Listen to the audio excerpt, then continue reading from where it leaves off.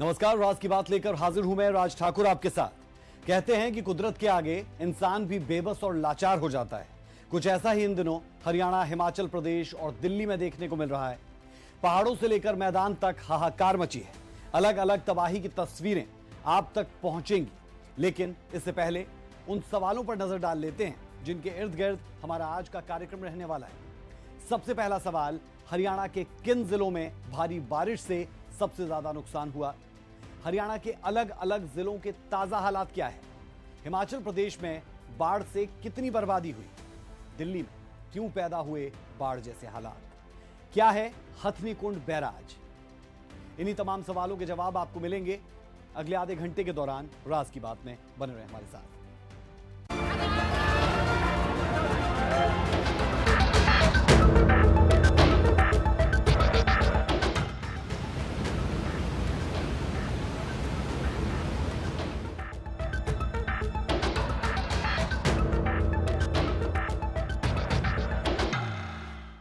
पहाड़ी इलाकों में प्रलय मचने के बाद अब नदियां हरियाणा के मैदानी इलाकों में तबाही मचा रही है।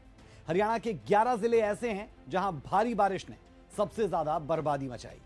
चलिए आपको ग्राफिक्स के जरिए बताते हैं कि किन जिलों में नुकसान देखने को मिल रहा है।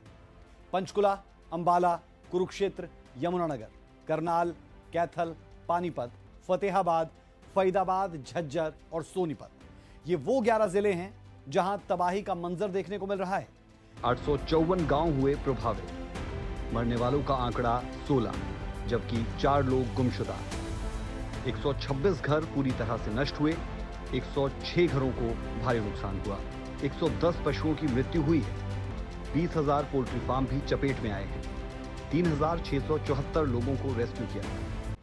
तो ये हमने आपको कुछ आंकड़ों के जरिए हरियाणा के ताजा हालात से रूबरू करवाया।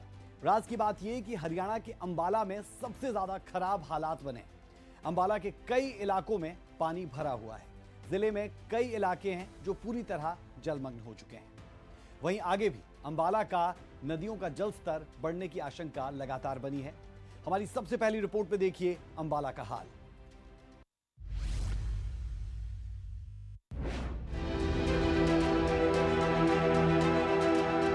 कोई देखने भी नहीं आया, ना कोई पानी, ना दूध, ना रोटी। भूखे हैं हम 4-5 दिन से। हमारे घर में कुछ भी नहीं बचा सर, बर्तन भी नहीं बचे। आप देख ही रहे हो सब। 4 दिन से ना किसी ने खाना खाया है।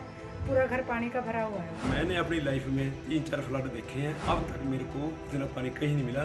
यहाँ 8-8 फुट पानी है लोगों में। मेरा कम से कम 20 से 25 लाख रुपए का नुकसान हुआ है।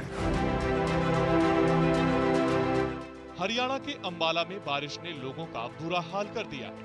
यहाँ आसमान से आफत जमकर बरसी है, जिसके बाद बाढ़ ने विकराल रूप धारण कर लिया है, जिसके कारण कई इलाकों में जल भराव की समस्या हो गई है। तस्वीरें इस बात की तस्दीक कर रही हैं कि लोग कितने बुरे हालातों में हैं, क्योंकि उनके घरों में पानी भरने के बाद उनके पास ना तो खाना है, ना सोने के लिए कोई प्रबंध है और ना ही पीने का साफ पानी मिल पा रहा है।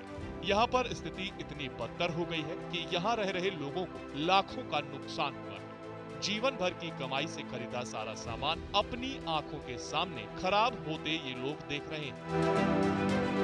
यहाँ कुछ परिवार ऐसे भी हैं जिन्होंने ये तबाही अपने जीवन काल में पहले भी झेली है। ये हमारे साथ 2 बार हो चुका है ऐसा। एक बार 2010 में भी ऐसा हुआ था, उस टाइम भी हमारा बहुत नुकसान हुआ था।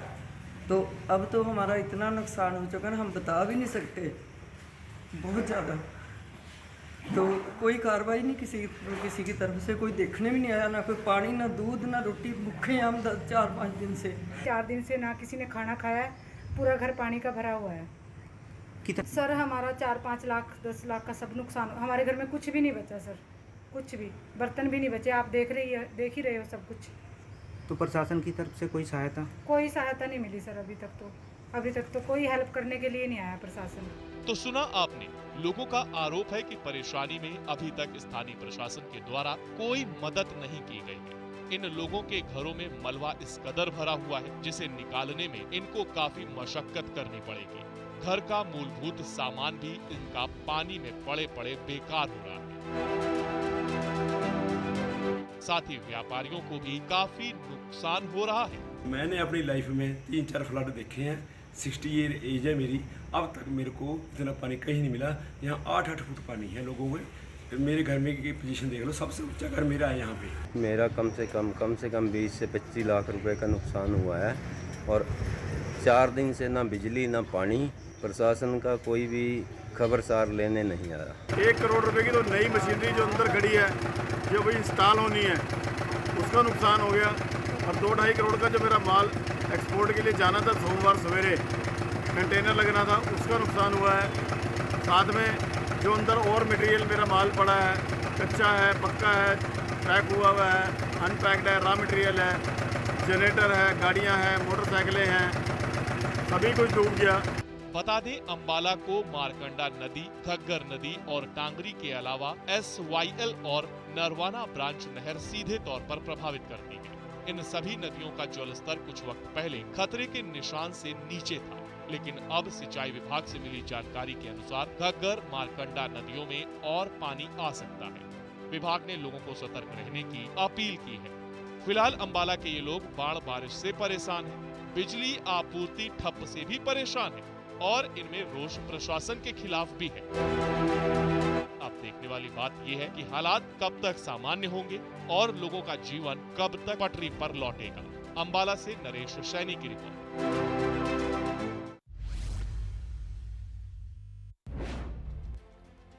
हथनीकुंड बैराज से छोड़ा गया पानी यमुना में जहां गांव के लिए तबाही लेकर आया, तो आम जीवन अस्त व्यस्त हो गया।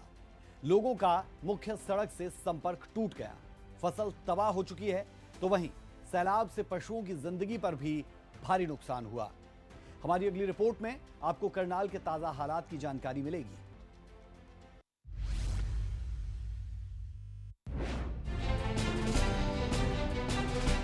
आसमान से आई आफत ने लोगों का जीना मुहाल कर रखा है। लोगों के घरों में पानी घुस चुका है, साथ ही घरों में जहां पशु बंधे हैं उनके लिए चारे की समस्या हो रही है।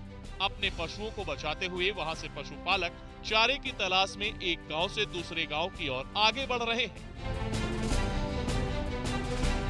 पशुपालकों का कहना है कि वहां पानी काफी ज्यादा आ गया था, जिसके चलते हमें दूसरे स्थान पर आना पड़ा।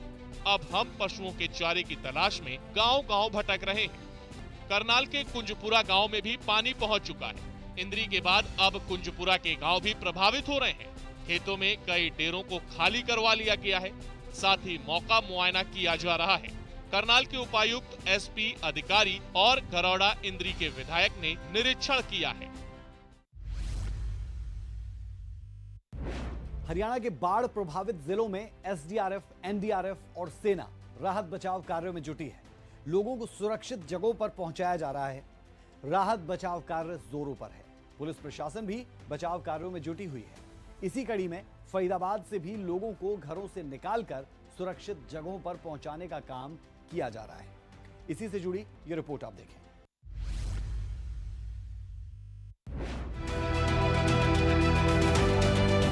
नीचे आ जाओ आप लोगों को लेने के लिए नाव आई है। ये अपने मकान को खाली करिए, पानी बहुत ज्यादा मात्रा में आ चुका है और आपके रहने की व्यवस्था सरकारी स्कूल में और खाने की व्यवस्था वहीं पे की हुई है। कृपया जल्द से जल्द अपने मकान को खाली करें और परिवार के साथ सुरक्षित पहुंचे। हरियाणा के कई जिले बाढ़ की चपेट में हैं। लोग घरों से दूर सुरक्षित जगहों पर जाने को मजबूर हैं। जो लोग घरों से दूर नहीं जा पा रहे हैं, तस्वीरों से साफ है कि किस तरह नाव को गलियों में चलाकर लोगों को सुरक्षित निकाला जा रहा है। घरों में पानी भरने की वजह से लोग घरों की छतों पर ही अपने आप को सुरक्षित रखे हुए हैं। प्रशासन की ओर से उन्हें सुरक्षित जगहों पर पहुंचाने के लिए बचाव कार्य तेज कर दिया गया है। इस सिलसिले में फरीदाबाद में भी प्रशासन ने राहत बचाव कार्य तेज कर दिया है। नाव को जगह जगह ले जाकर लोगों को घरों से निकालकर सुरक्षित जगहों पर पहुंचाया जा रहा है। भारी बारिश के कारण देश के अनेक प्रदेशों में इस तरह की ये बाढ़ की आफत आई हुई है, जिसमें लोगों को विस्थापित होना पड़ा है। बहुत लोगों की जान भी गई है, क्योंकि प्रकृति की अपनी कुदरत की अपनी माया है, उसके सामने सब बेबस हैं। लेकिन फिर भी मोदी जी की सरकार और राज्य सरकारें पूरी ईमानदारी के साथ जिला प्रशासन रात दिन एक मेहनत कर लोगों को रेस्क्यू करने के लिए लगा हुआ है। लोगों को तकरीबन बाहर निकाल लिया है, लेकिन लोगों का अपने घर से बहुत मोह होता है, उनको निकालना भी बड़ा मुश्किल होता है। तो मैं जिला प्रशासन फरीदाबाद को बधाई भी देना चाहूँगा कि जिन्होंने फिर भी उनको अनुग्रह करके उन सबको रेस्क्यू कर सुरक्षित स्थानों पर उनको बाढ़ राहत शिविरों में उनको स्थान दिया है। जिला प्रशासन ने उनके खान पान की, उनके रहन सहन की और उनकी दवाइयों की समय रहते उचित व्यवस्था की है। और अभी भी रात दिन पूरा जिला प्रशासन और सरकार लोगों को राहत देने में लगी हुई है कि इस बाढ़ के कारण किसी की जान माल का नुकसान ना हो। बाकी चीज़ की तो पूर्ति हो सकती है, लेकिन जान की पूर्ति नहीं हो सकती।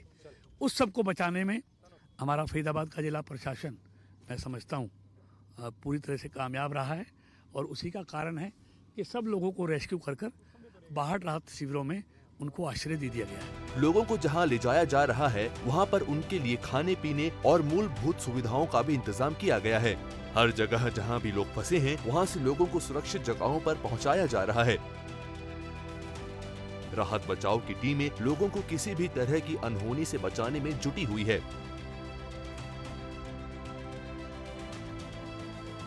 प्रशासन की ओर से कोशिश की जा रही है कि सभी लोगों को जल्द से जल्द बाढ़ प्रभावित इलाकों से बाहर निकाल दिया जाए। सूर्या समाचार के लिए फरीदाबाद से दीपक गौतम की रिपोर्ट।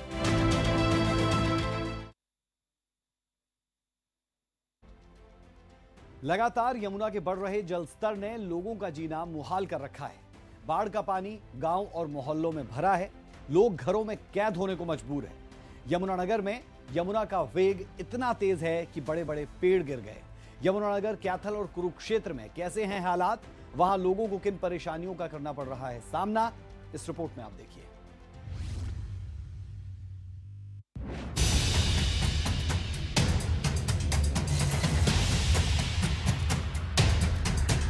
ये तस्वीरें यमुनानगर की हैं।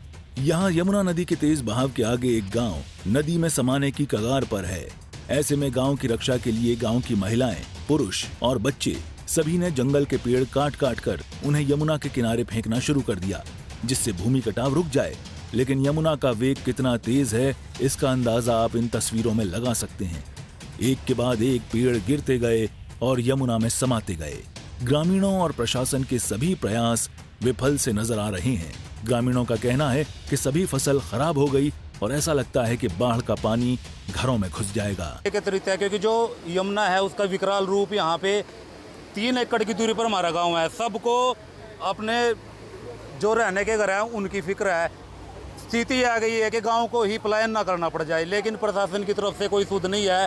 2013 में ऐसी स्थिति बनी थी, तब प्रशासन ने छोटा मोटा काम किया था। उसके बाद 10 साल हो गए, कोई भी आज तक यहाँ पे सुध नहीं ली गई है कि कटाव इतने जोरों पर है कि 24 घंटे के अंदर कम से कम 50-100 एकड़ यमुना नदी में समा गए। लाखों करोड़ों रुपए के जो एक वन है, जो पेड़ है, वो समा गए। जो प्रकृति को संभालने के लिए कुदरत का तोहफा है, प्रशासन उन्हें नहीं बचा पाया। अगर टाइम से यहाँ पे कुछ काम किया होता तो आज इस आपदा को देखना नहीं पड़ता। दरअसल यमुना नदी का बहाव इतना तेज है कि 24 घंटे में 200 मीटर यमुना गांव की तरफ आ चुकी है। ऐसे में गांव के लोगों की चिंता बढ़ना स्वाभाविक है। ऐसे में गांव वालों को डर है कि गांव टापू कमालपुर कभी भी यमुना नदी की भेंट चढ़ सकता है, फिर उनके परिवार कहां जाएंगे। वहीं अब इन तस्वीरों को देखिए। घग्गर नदी का पानी हांसी बुटाना में टूटकर आसपास के गांवों में भर गया है। जहां तक आपकी नजर जाएगी सिर्फ जलाजल ही नजर आएगा। इस आपदा में आप देख सकते हैं कि कैसे ट्रैक्टर ट्रॉली पर जो भी सामान बच पाया उसे लेकर लोग सुरक्षित स्थान की तरफ पलायन कर रहे हैं। कुरुक्षेत्र में भी हालात बद से बदतर हैं। बरसाती पानी ने लोगों का हाल बेहाल कर रखा है। नए बस स्टैंड के नजदीक डीडी कॉलोनी की ये तस्वीरें बताने के लिए काफी हैं कि हालात कितने भयावह हैं और लोग कैसे अपने ही घरों में कैद होने को मजबूर हो गए हैं। सूर्या समाचार के लिए यमुनानगर से सुनील कुमार, कैथल से वीरेंद्रपुरी और कुरुक्षेत्र से अशोक यादव की रिपोर्ट। हरियाणा के फतेहाबाद बॉर्डर के साथ लगते पंजाब के मोनक कस्बे में रात को 2 जगहों पर घग्गर नदी के किनारे टूटे। मूनक और फतेहाबाद के टोहाना के बीच पड़ने वाले कई गांवों के खेत जलमग्न हो गए। वहीं पानीपत के सनोली एरिया में बाढ़ जैसे हालात है। करीब 8 गांवों का संपर्क पूरे तरीके से टूट चुका है।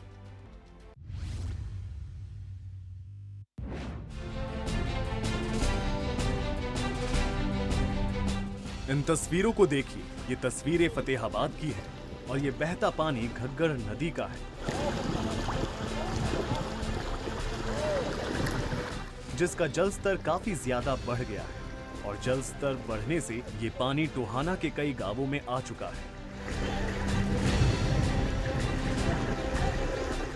और पानी के रास्ते में जो कुछ आ रहा है ये उसको अपने आगोश में लेकर आगे बढ़े ही जा रहा है। इन हालातों से परेशान होकर इन गांवों के लोगों की नींद उड़ चुकी है, क्योंकि यही पानी इन लोगों के खेतों में 2 से 3 फुट तक आ चुका है।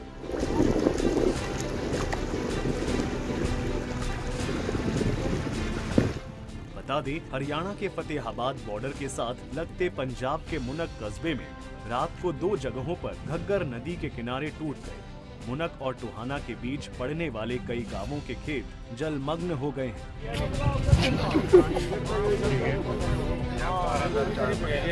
खेतों में 2 से 5 फुट तक पानी पहुंच गया है। वहीं यह पानी भी बेहद तेज गति से फतेहाबाद जिले के गांवों की तरफ बह रहा है।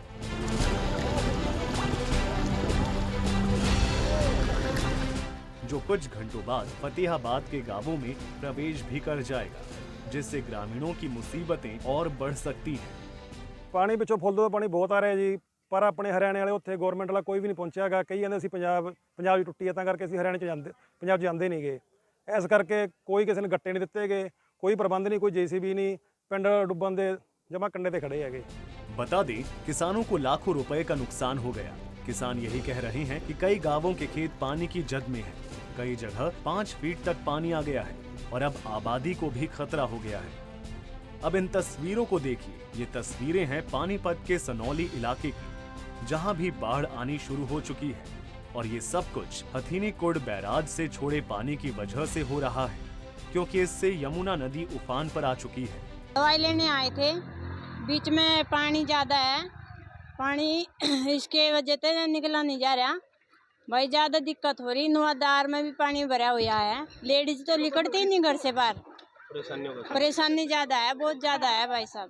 प्रशासन को मदद करनी, कुछ नहीं कर रहे, कुछ नहीं कर रही सरकार। पहाड़ी और मैदानी इलाकों में लगातार बरसात हो रही है और बरसात के चलते ही पानीपत की यमुना नदी का तटबंध जो है वो 2 जगह से टूट गया है और सनौली एरिया में जो है बाढ़ आ चुकी है। तस्वीरें मैं आपको दिखाना चाहूंगा कि इस वक्त जिस सड़क पर मैं मौजूद हूँ यहाँ पर भी कई फुट पानी भर चुका है और ये एकमात्र सड़क बची है जो 8 से 10 गाँवों को जोड़ती है। 8 से 10 गाँवों के लोगों को यहीं से गुजरना पड़ता है, क्योंकि जो दूसरे रास्ते हैं वो भी ब्लॉक हो चुके हैं और इन गाँवों का संपर्क जो है वो टूट चुका है। यहाँ से एकमात्र रास्ता ये बचा है, लेकिन यहाँ भी पानी है और लोगों को डर के साए में यहाँ से गुजरना पड़ता है, क्योंकि पानी का बहाव आप तस्वीरों में देख सकते हो बहुत तेज है और वाहन जो बाइकें यहाँ से निकल रही हैं वो भी बीच में पानी के ही बंद हो जाती हैं। कहीं ना कहीं पानी जो है लगातार बढ़ता जा रहा है और दूसरी तरफ मैं दिखाऊंगा कि स्कूल है, स्कूल के अंदर भी पानी जा चुका है और दूसरी तरफ सरकारी स्कूल है उसके अंदर भी वाहन आप देखिए कितना अधिक पानी जो है यहाँ पर जीटी रोड पर हो चुका है। लेकिन लोगों की मजबूरी है, क्योंकि एकमात्र जो है 8 गाँवों को ये सड़क जोड़ती है और यही रास्ता जो है चलने लायक बचा है। यहाँ से भी लोग जो है अपनी जान को जोखिम में डालकर क्रॉस कर रहे हैं, क्योंकि लोगों की कुछ मजबूरी है, किसी को दवाई लेने जाना है तो किसी को कुछ जरूरी सामान लेने के लिए जाना है, इसलिए लोगों को यहाँ से गुजरना पड़ता है। वहीं इलाके में इतना ज्यादा पानी आने के बाद लगभग 8 गांवों का संपर्क टूट गया है और लोगों के सामने संकट खड़ा हो गया है। ब्यूरो रिपोर्ट, सूर्या समाचार।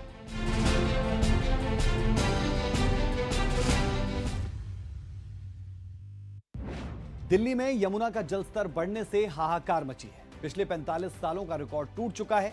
रिंग रोड और लाल किले तक यमुना का पानी पहुंच चुका है। दिल्ली में आई बाढ़ के लिए हथनीकुंड बैराज को जिम्मेदार ठहराया जा रहा है। राज की बात यह है कि दिल्ली को 60% पानी हथनीकुंड बैराज से ही मिलता है, इसीलिए दिल्ली के लिए हथनीकुंड लाइफलाइन है। लेकिन पानी छोड़े जाने के बाद दिल्ली के लिए यह खतरा भी बन जाता है। इसी से जुड़ी पेश है ये रिपोर्ट।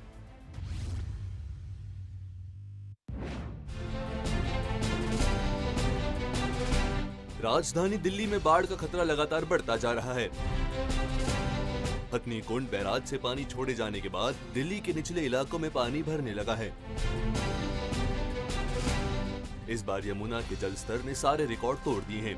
मुख्यमंत्री अरविंद केजरीवाल ने यमुना में बढ़ते हुए जलस्तर के मद्देनजर निचले इलाकों में रहने वाले लोगों से तुरंत जगह खाली करवाने की अपील की है। बाढ़ का असर दिल्ली मेट्रो पर भी पड़ रहा है।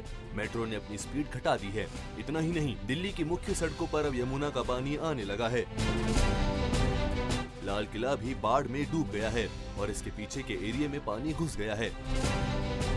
पानी धीरे धीरे रिंग रोड समेत दिल्ली के शहरी इलाकों में घुस रहा है।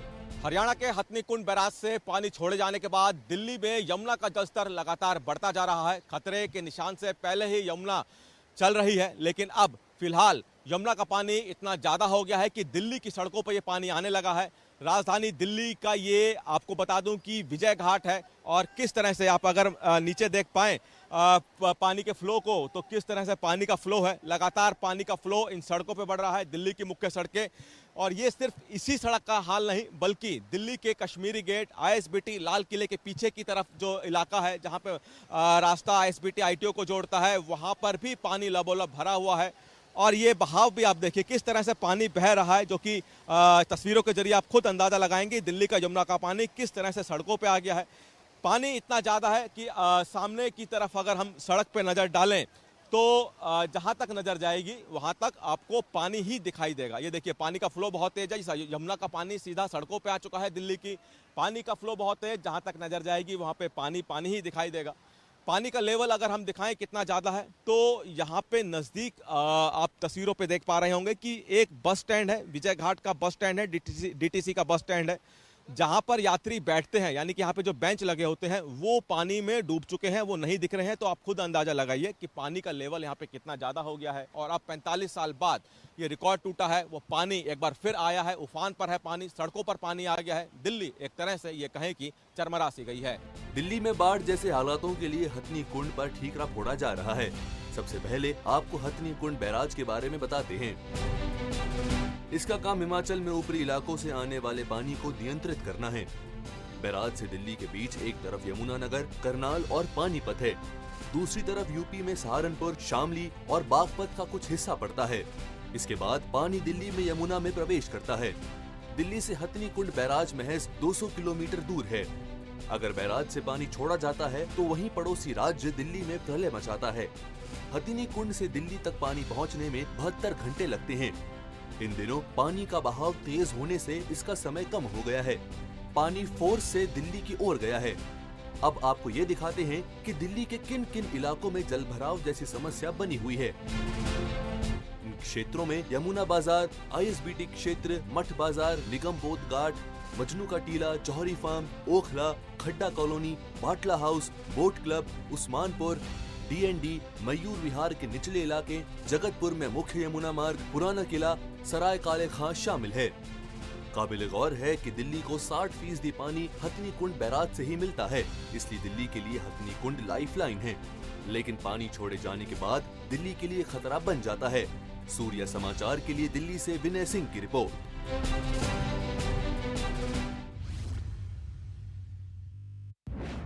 और चलिए बात करते हैं हिमाचल प्रदेश की, जहां कुदरत ने कहर जमकर बरपाया। हिमाचल में बारिश के बाद हुई तबाही के बाद लोगों को किसी भी तरह के दूसरे नुकसान से बचाने के लिए प्रशासन कड़ी मेहनत कर रहा है। राहत बचाव कार्य से लेकर लोगों को ढूंढने तक के सभी काम तेजी से किए जा रहे हैं।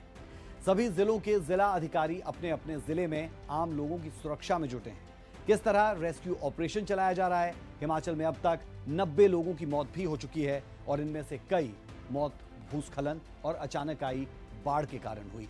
करीब 4000 करोड़ रुपए की संपत्ति नष्ट हो चुकी है और करीब 2000 सड़कें बंद है, यानी तबाही नॉनस्टॉप।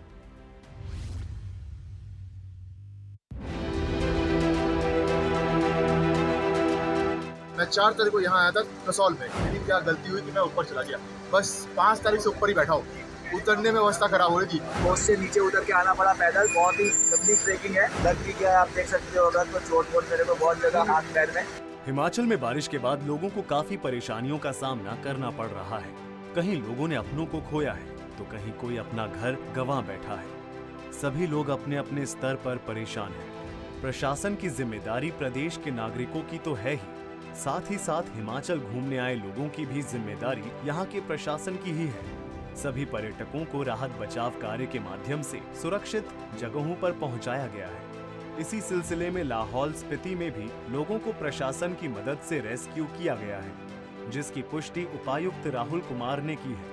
उन्होंने 300 लोगों के बारे में जानकारी देते हुए कहा कि अतिरिक्त उपायुक्त स्पीति की अगुवाई में बचाव कार्य युद्ध स्तर पर किया जा रहा है। हमारी रेस्क्यू की टीम चंद्रताल के जो लेटेस्ट इंफॉर्मेशन है वहाँ तक के जो गेट होता है वहाँ तक पहुँच गए, कुछ किलोमीटर बचा हुआ है और हम होपफुल हैं। मैं आश्वासन दिलाऊंगा जो हमारे चंद्रताल में जो लोग फंसे हुए हैं, उनके जो रिलेटिव हैं, उनके जो जानने वाले हैं वो परेशान हो रहे होंगे। हमारे वहाँ पे एसपी साहब भी हैं, उनसे मैं सैटेलाइट फ़ोन के माध्यम से रेगुलरली इन टच हूँ। तो ये मैं बताना चाहूँगा कि अभी कोई कैजुअलिटी नहीं हुई है वहाँ पे। खाने पीने का बेसिक मेडिसिन शेल्टर वहाँ पे अवेलेबल है। हमारी पूरी कोशिश है कि आज रात अगर हो सके तो हम इनको रेस्क्यू कर लेंगे और मैं यही कहूँगा कि उनके रिलेटिव प्रशासन पूरा लगा हुआ है। पूरी कोशिश है कि हम इसको जल्द से जल्द इनको हम ये रेस्क्यू ऑपरेशन कंप्लीट कर लेंगे। इसके साथ ही कुल्लू में भी लोगों को सुरक्षित निकाला जा रहा है। पर्यटक सड़कें बंद होने से अभी कुल्लू के अलग अलग क्षेत्रों में फंसे हुए हैं। कुल्लू की वादियों में कई लोग फंसे हैं जो यहाँ छुट्टियां मनाने आए थे। प्रशासन ने पर्यटकों को सुरक्षित निकाला है। मैं कलकत्ता से आया हूँ। मैं 4 तारीख को यहाँ आया था कसौल में। मेरी क्या गलती हुई कि मैं ऊपर चला गया। बस 5 तारीख से ऊपर ही बैठा हूँ। उतरने में अवस्था खराब हो रही थी। अभी जो रास्ते हैं ना वो देखने लायक है, मतलब ये अवस्था घुटने तक पानी में घुसे ना, ऐसी अवस्था में आए। ये ऊपर जाओ मत, अभी नीचे रहो, सेफ है, चिंता रहोगे आगे। एक्सपीरियंस 2 दिन पहले तक अच्छा था गाइस, और अभी 2 दिन से 3 दिन से बहुत बारिश हो रही है हिमाचल में। पूरा कोस्ट से नीचे उतर के आना पड़ा पैदल। बहुत ही लंबी ट्रेकिंग है। लग भी गया, आप देख सकते हो। अगर तो चोट वोट मेरे को बहुत जगह हाथ पैर में, और बहुत सारे लोगों को भी लगा है। तो अभी हिमाचल मत ही आओ। वहीं दूसरी ओर किन्नौर में 5वें दिन भी बारिश जारी है। नदी नालों का जल स्तर उफान पर है। सड़क मार्ग भूस्खलन की चपेट में आने से रक्षम सांगला संपर्क सड़क दुनिया से कट गया है, जिसके कारण पिछले 3 दिन से रक्षम सांगला में लगभग 30 पर्यटक फंसे हैं और छितकुल रक्षम में लगभग 150 पर्यटक होटल व होम स्टे में फंस गए हैं। हालांकि सभी सुरक्षित ठहरे हुए हैं। किन्नौर की उपायुक्त तोरुल रवीश ने कहा कि प्रशासन पर्यटकों को सुरक्षित जगहों पर पहुंचाने के लिए युद्ध स्तर पर काम कर रहा है। सांगला विलेज में कुछ पानी आ गया था नाले की शिफ्टिंग की वजह से, जहां ऊपर बोल्डर्स आ गए थे। उस पर जेसीबी के थ्रू काम कराया जा रहा है और लार्जली वो पानी अब नॉर्मलाइज हो गया है।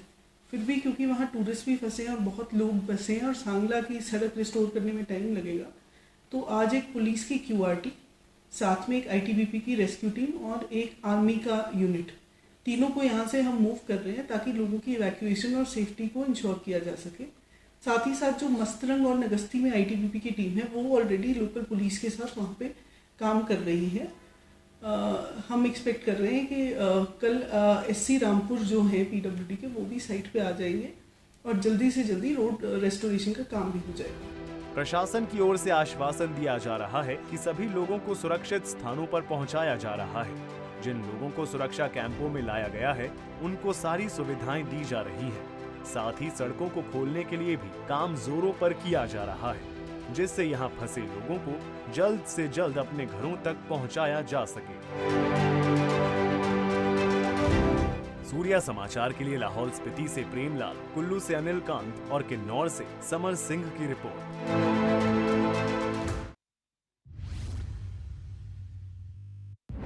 तो मॉनसून का कहर लगातार जारी है, चाहे वो हिमाचल प्रदेश हो, हरियाणा हो या फिर दिल्ली। ऐसे में देखना यह होगा कि आसमानी आफत से निपटने में सरकार और प्रशासन कितने कामयाब, कितनी जल्दी हो पाते हैं। आने वाले हालात से कैसे निपटेंगे, ये बेहद अहम। फिलहाल के लिए राज की बात में इतना ही। मुझे और मेरी पूरी टीम को दें इजाजत। नमस्कार।